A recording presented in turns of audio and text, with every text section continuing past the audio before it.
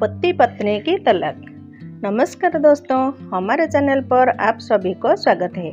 आज हम आपके लिए लेकर आए हैं एक शिक्षाप्रद कहानी तलाक। तो आइए सुनते हैं। सागर और सीमा दोनों पति पत्नी एक छोटा सा शहर में रहते थे। उनके जीवन बहुत अच्छा चल रहा था, पर उनके बीच किसी न किसी बातों को लेकर खटपट रहती थी। धीरे धीरे वह विवाद बढ़ने लगा। फिर एक दिन सीमा ने न जाने क्या कर दिया। सागर चिल्लाने लगी। उसके बदन गुस्सा से लाल हो गया।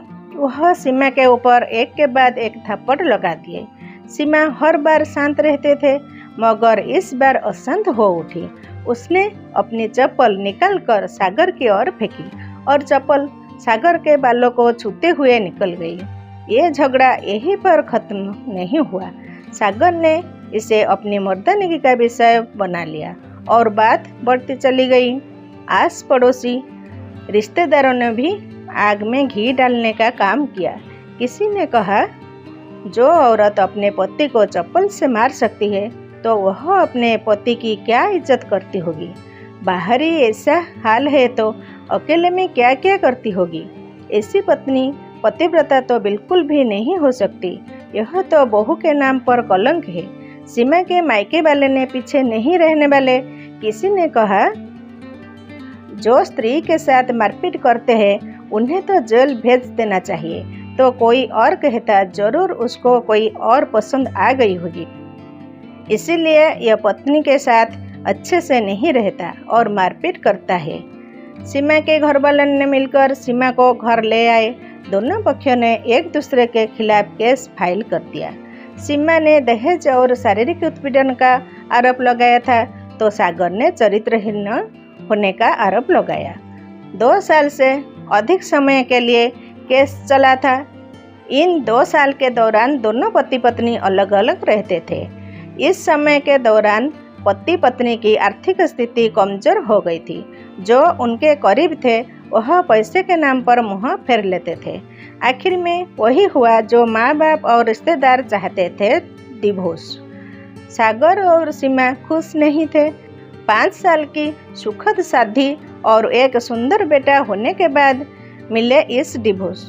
दोनों पक्ष खुशी मनाने के लिए एक ही चाय की दुकान पर बैठे थे। दोनों पति पत्नी भी रिश्तेदार से दूर एक दूसरे के सामने बैठे थे। सीमा ने सागर से कहा, अब तो खुश होंगे ना?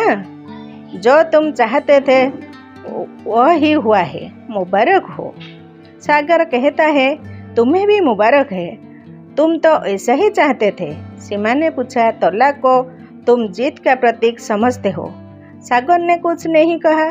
थोड़ी देर की शांति के बाद सागर ने कहा, मुझे तुम्हें 15 लाख रुपए अभी और हर महीने 15,000 देने का आदेश है।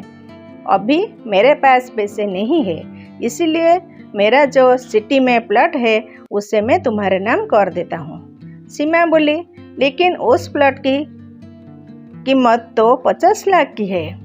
सागर ने कहा, वो तो है, लेकिन हमारी बेटा भी तुम्हारे साथ है। जाकर उसके खर्च भी बढ़ने लग जाएंगे तो तुम्हारे लिए आसानी रहेंगी।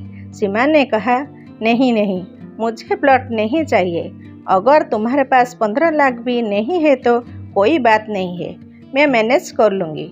दोनों फिर से शांत हो गए। सागर सोचने लगा, कितनी भली और समझदार है औरत जो कुछ समय पहले तक मेरी पत्नी थी।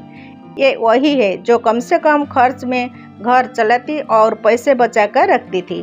कभी बीमार भी हो जाती तो मेरे लिए खाना भी बनाती और पैसे बचाने के लिए घरेलू नुस्खों से अपना इलाज कर लेती।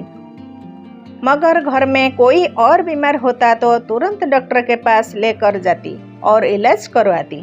मेरे ही मती मारी गई थी जो अपनी झूठी मर्दानी के चक्कर में इतनी बड़ी गलती कर बैठा। सीमा के दिमाग में भी ऐसे ही उथल पुथल चल रही थी।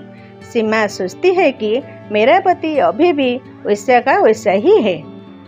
पहले भी खुद से ज़्यादा हमारे बारे में सोचता था और अब भी मेरे लिए वैसा ही सोच रहा है। ये वही आदमी है जो मेरे हर इच्छा पूरी करता है और खुद की इच्छा को दबा लेता है। पता नहीं कौन सी मनहूस घड़ी में इनसे झगड़ा कर बैठी। सीमा ने मौन तोड़ते हुए पूछा, अब तुम्हारे कमर का दर्द कैसा है? ज़्यादा तकलीफ तो नहीं होती? सागर हल्का सा मुस्कुराते हुए बोला, अभी भी होता है। अब तो पेट में भी दर्द होने लगा है। वो तो होगा ही, तुम योगा या कसरत भी तो नहीं करते हो, सीमा ने कहा। सीमा के आंखों में आंसू आ गए। वो रो रो कर बोली, तुम्हें मेरे चरित्र पर सवाल नहीं उठाना चाहिए थे, तो ये परिस्थिति आती ही नहीं। शरत ने बोला, मुझसे गलती हो गई, मैं लोगों के बहकाव में आ गया था और तुमने भी तो मुझ पर दहेज का इल्ज़ाम लगाया था। मैंने भी गलती की और इस बात का मुझे भी बहुत पश्चाताप हुआ, सीमा ने कहा। क्या सब पहले जैसा नहीं हो सकता? क्या मतलब? सागर ने बोली। मतलब कि हम फिर से पहले की तरह पति पत्नी बनकर, सच्चे दोस्त बनकर नहीं रह सकते, सीमा ने बोला। पर ये तलाक के पेपर देखते हुए सागर ने कहा, फाड़ देते हैं। सीमा ने अपने पास रखे तलाक के पेपर फाड़ते हुए कहा। सागर ने भी अपने पास रखे पेपर फाड़ दिए।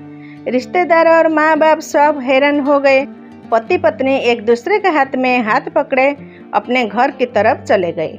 दोस्तों, ये कहानी उन सभी पति पत्नी के लिए बड़ी सीख है जो हर छोटी छोटी बातों पर लड़ते हैं और इन झगड़ों को बड़ा करके अलग होने का निर्णय लेते हैं। हर घर में कोई ना कोई बात पर छोटे छोटे झगड़े होते हैं, यह तो चलता ही रहेगा। लेकिन पड़ोसी और रिश्तेदार ने इस बात को बड़ा बना देते हैं। इसीलिए छोटी छोटी बातों को इग्नोर करो और हंसते हंसते जीवन यापन करो। पति पत्नी के बीच में तीसरा लोग नहीं आना चाहिए। दोस्तों, आपको मेरी कहानी कैसे लगी जरूर कमेंट करें। चैनल पर नया हो तो हमारे चैनल को लाइक करें, शेयर करें और सब्सक्राइब करें। धन्यवाद। नमस्कार।